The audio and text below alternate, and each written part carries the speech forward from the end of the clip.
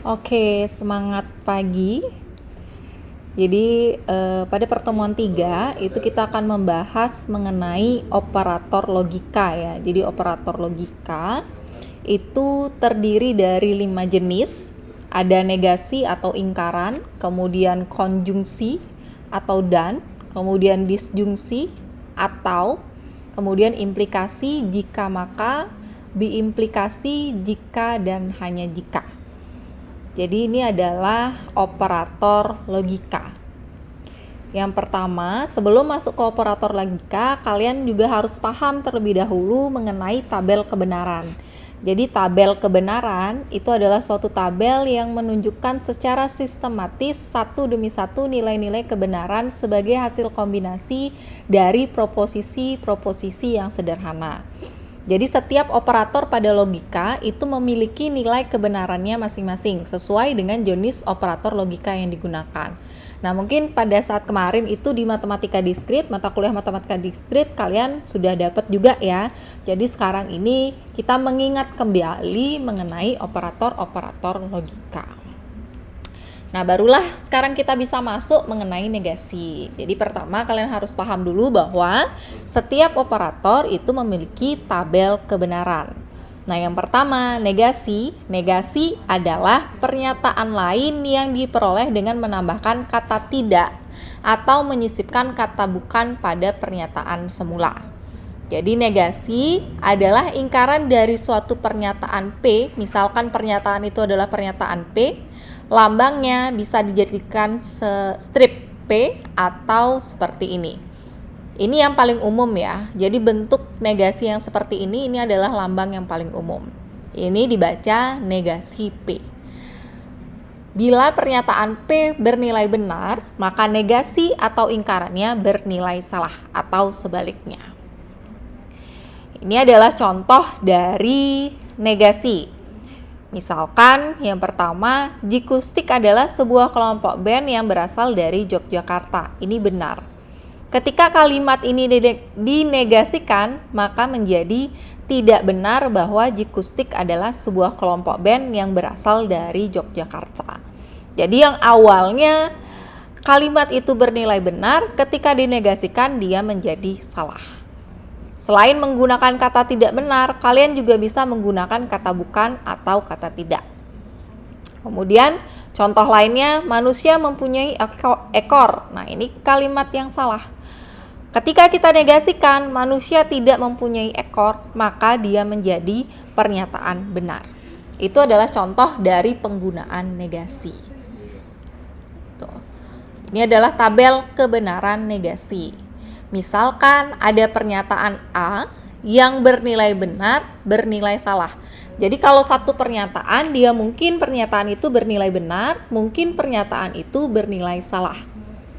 Ketika dinegasikan, maka dari yang awalnya pernyataan itu bernilai benar, dinegasikan menjadi pernyataan bernilai salah. Ketika awalnya bernilai salah, dinegasikan menjadi pernyataan bernilai benar. Nah, ketika negasi A ini kita negasikan lagi, maka dia akan berbalik ke awal. Jadi nilai kebenarannya menjadi benar lagi, salah lagi. Itu negasi.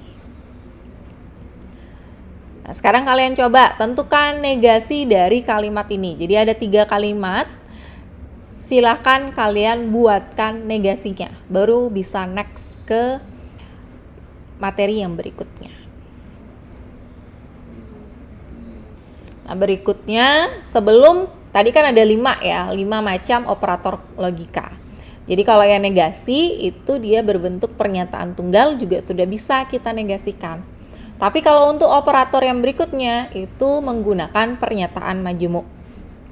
Jadi pernyataan majemuk adalah pernyataan yang terdiri dari beberapa pernyataan tunggal yang dihubungkan dengan menggunakan kata hubung. Nah, kata hubungnya itu yang 4 sisanya tadi. Contohnya, Yogyakarta adalah kota pelajar dan memiliki banyak objek wisata. Kurnia pergi ke kampus atau ia nonton film. Bila air dipanaskan maka ia akan mendidih. Medan ibu kota Sumatera Utara, bila dan hanya bila Semarang ibu kota Jawa Timur. Ini adalah contoh pernyataan majemuk. Ini pernyataan pertama, ini pernyataan kedua. Ini pernyataan pertama, ini pernyataan kedua, dan seterusnya. Nah, pernyataan-pernyataan majemuk itu bisa kita sambungkan dengan konjungsi, disjungsi, implikasi maupun biimplikasi. Nah, yang pertama konjungsi. Jadi konjungsi adalah pernyataan majemuk yang menggunakan kata hubung dan. Jadi disajikan lambangnya itu seperti ini. Ini dan. Suatu konjungsi bernilai benar hanya bila kedua pernyataan tunggalnya bernilai benar. Nah, contoh konjungsi seperti ini. 7 adalah bilangan prima dan genap. Jadi ada dua pernyataan. 7 adalah bilangan prima, 7 adalah bilangan genap. Apabila kita misalkan 7 adalah bilangan prima adalah A, kemudian 7 adalah bilangan genap itu B, maka notasinya menjadi A dan B. Nah, ini contoh dari konjungsi. Contoh lainnya, jadi kalau konjungsi itu nggak cuma dia pakai kata dan saja ya. Bella makan nasi dan minum kopi. Kalimat lainnya yang mungkin, Bella makan nasi namun Bella tidak minum kopi. Bella tidak makan nasi namun Bella minum kopi. Bella tidak makan nasi namun Bella tidak minum kopi. Jadi dia melakukan kedua hal itu. Jadi tidak hanya yang namanya konjungsi itu hanya menggunakan dan saja ya. Kadang kalimat itu akan dikecoh dengan pernyataan yang lain. Namun dia setara dengan dan. Nah, ini tabel kebenaran konjungsi. Jadi kalau konjungsi yang namanya dan, cara mengingatnya adalah ketika kedua hal itu dilakukan. A dan B, misalkan. Kalau misalkan setiap hari Senin mahasiswa wajib menggunakan kemeja putih dan celana panjang hitam. Maka artinya keduanya harus dilakukan. Kalian harus pakai kemeja putih, kalian juga harus pakai celana panjang hitam. Gitu. Jadi ketika konjungsi, kalau kedua pernyataan itu bernilai benar, baru dia bernilai benar. Tapi kalau ada salah satu saja yang salah, apalagi keduanya salah, maka dia akan bernilai salah. Itu konjungsi ya. Nah, sekarang coba tentukan nilai kebenaran dari dua pernyataan ini. Pernyataan pertama gimana nilai kebenarannya, pernyataan kedua gimana nilai kebenarannya. Jadi caranya lihat 18 lebih dari 4 ini bernilai apa, dan 2 adalah bilangan ganjil, ini bernilai apa gitu. Ketika misalkan yang satu ini benar, yang satu ini salah, maka hasilnya adalah salah. Maka pernyataan pertama misalkan bernilai salah. Kayak gitu contoh cara menjawabnya ya. Oke, kemudian yang kedua ada disjungsi. Konjungsi itu dan. Kalau disjungsi dia atau. Nah, lambangnya adalah seperti ini. Disjungsi itu ada dua. Ada disjungsi inklusif, jadi lambangnya seperti ini. Ada juga disjungsi eksklusif. Jadi disjungsi eksklusif dia ada garis bawahnya, ada underline-nya. Nah, suatu disjungsi inklusif itu bernilai benar bila sekurang-kurangnya salah satu pernyataan tunggalnya benar. Tapi kalau suatu disjungsi eksklusif itu bernilai benar bila salah satu dan tidak kedua-duanya dari pernyataan tunggalnya benar. Gitu ya. Kalau inklusif dia kalau salah satu pernyataan tunggalnya benar. Kalau misalkan disjungsi eksklusif bila salah satu dan tidak kedua-duanya dari pernyataan tunggalnya benar. Nah, ini contoh kalimat disjungsi. Amin pergi ke pasar atau Amin bermain bola. Ketika dia dinotasikan menjadi A atau B. Contoh dari disjungsi inklusif, Maya membawa pulpen atau pensil. Saya akan makan pizza atau hamburger. Jadi di sini bisa jadi saya makan pizza atau saya makan hamburger atau saya makan keduanya gitu. Tapi kalau di disjungsi eksklusif, contohnya Maya dapat memilih jurusan teknik fisika atau teknik geologi. Saya akan makan pizza atau hamburger. Jadi kalau di eksklusif, saya itu hanya akan makan pizza atau hamburger atau bukan keduanya. Ini boleh keduanya, tapi kalau di eksklusif tidak boleh keduanya. Itu bedanya. Nah, ini perbedaan tabel kebenarannya. Ingat bahwa eksklusif tidak boleh keduanya dilakukan. Kalau inklusif salah satu saja yang dilakukan, maka benar. Kalau eksklusif salah satu dilakukan benar, tapi ketika keduanya dilakukan juga dia menjadi salah. Tuh. Ya, inklusif ketika salah satu saja benar, maka dia menjadi benar. Eksklusif, salah satu saja benar, dia menjadi benar, tapi kalau keduanya benar, dia akan menjadi salah. Itu. Nah, sekarang coba tentukan nilai kebenarannya dari kalimat ini dan kalimat yang ini. Jadi ada dua kalimat ya. Kalau misalkan tidak dikatakan apa-apa di soal, misalkan berikut diberikan pernyataan disjungsi eksklusif atau disjungsi inklusif. Kalau misalkan nggak ada dikatakan seperti itu, maka dalam matematika biasanya yang dimaksud adalah disjungsi inklusif.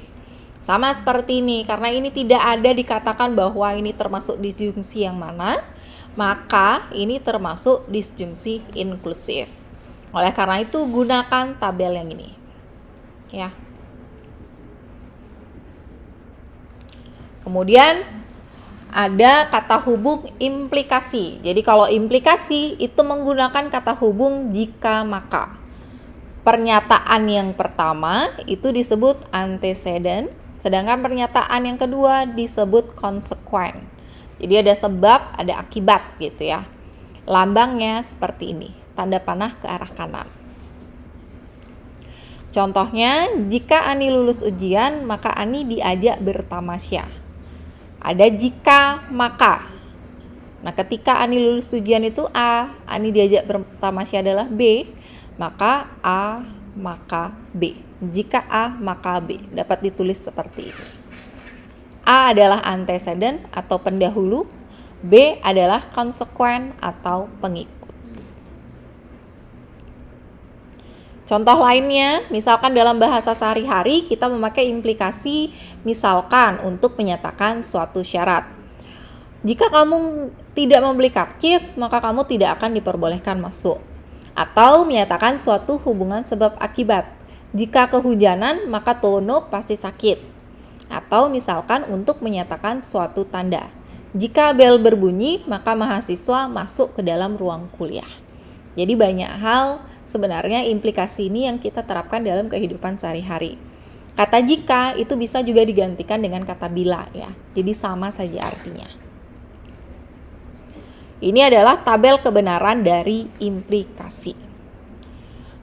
Jadi yang harus dinotis adalah implikasi ketika dia BS dia akan menjadi S ya. Jadi ketika bayar sendiri-sendiri ya jadi salah ya kalau seperti itu ya. Jadi kalau BS ya S, jadi salah pokoknya.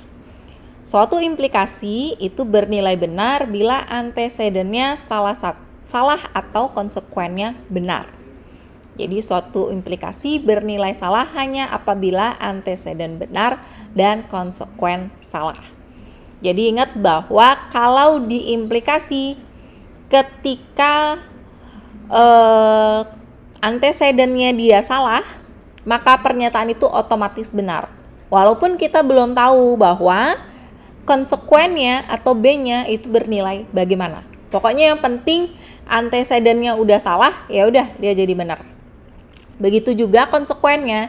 Ketika konsekuennya bernilai benar, walaupun kita nggak tahu antecedennya ini bernilai salah atau benar, maka otomatis dia bernilai benar. Gitu. Nah, sekarang coba tentukan nilai kebenaran dari dua pernyataan ini. Satu lagi biimplikasi. Jadi kalau biimplikasi dia menggunakan kata hubung jika dan hanya jika atau biasa disingkat sebagai JHJ. Biimplikasi juga disebut sebagai ekivalensi. Lambangnya seperti ini. Panah dua arah.